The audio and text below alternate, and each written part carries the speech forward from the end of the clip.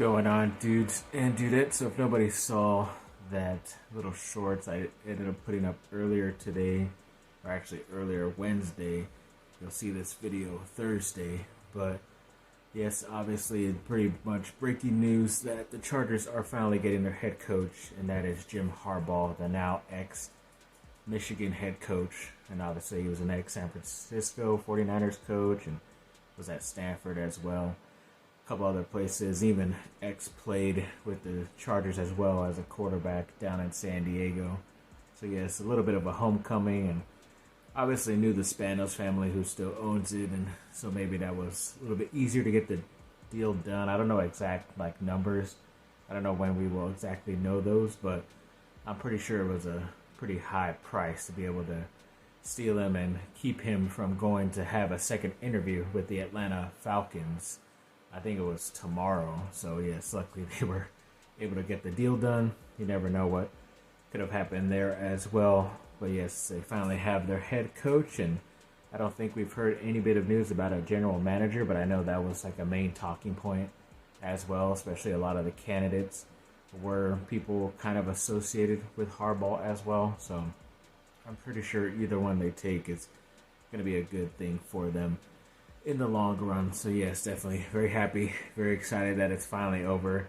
We'll finally move on and, like I said, get the GM and get those two together and get them ready for March and stuff once the draft combine comes around, and then the NFL draft officially in April. So yes, definitely looking forward to that. And speaking of USC's transfer portal commits, they have some pretty good guys overall. They're finally getting some recognition about the type of talent they're bringing in this year. I'm pretty sure if any of these guys went to other schools, they would be getting more love than coming to USC. But of course, the quarterback, Jaden Mayava, you got other players like Isaiah Rakes, the defensive lineman, the two Arnolds, Easton Macarenas, the linebacker, and then Akili, the cornerback.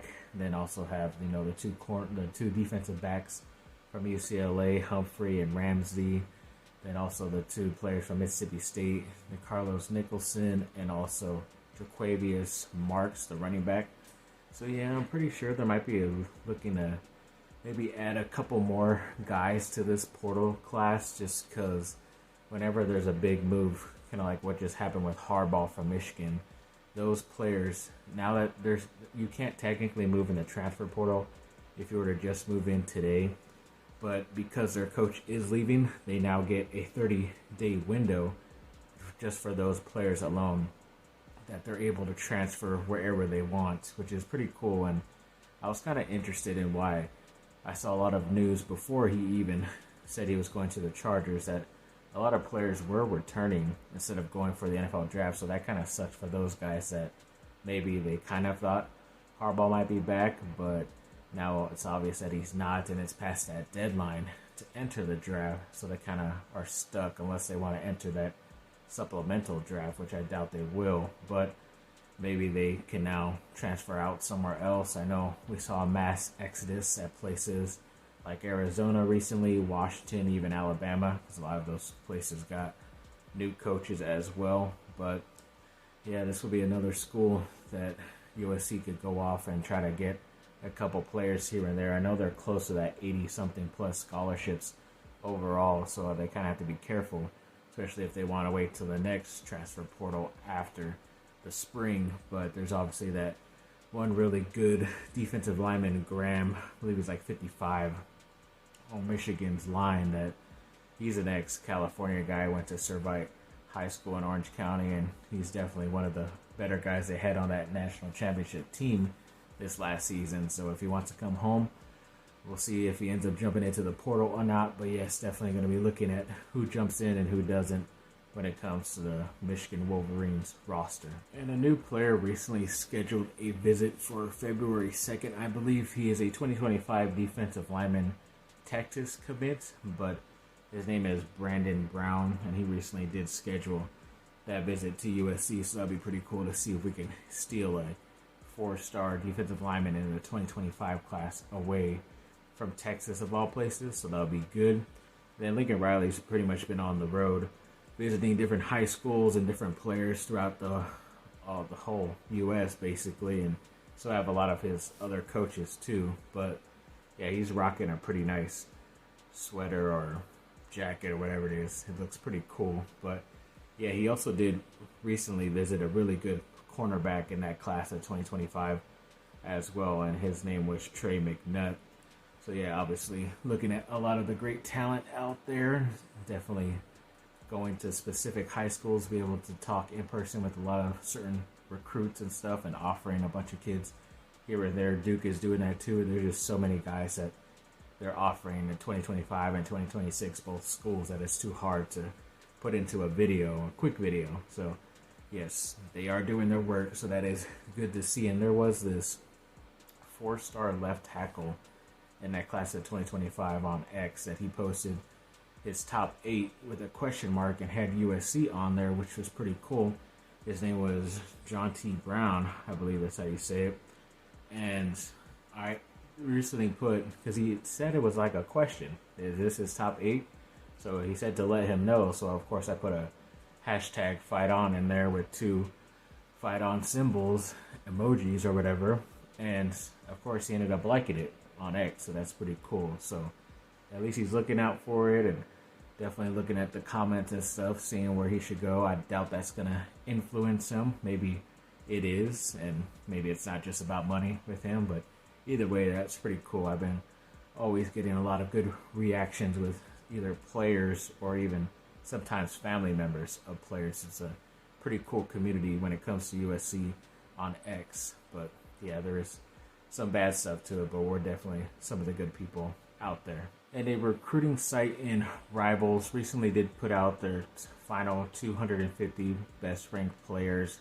There are a handful of USC guys on there, but a lot of guys that aren't even ranked, and I don't even know how much tape and how much like real work and homework that these recruiters and stuff, whoever works for this company, really did their work. But they don't seem to really like a lot of the USC guys. But there were 2 guys that jumped up pretty high in the rankings. The defensive end Cameron Fountain was outside of the 250, but was ranked at number 138 in the final one.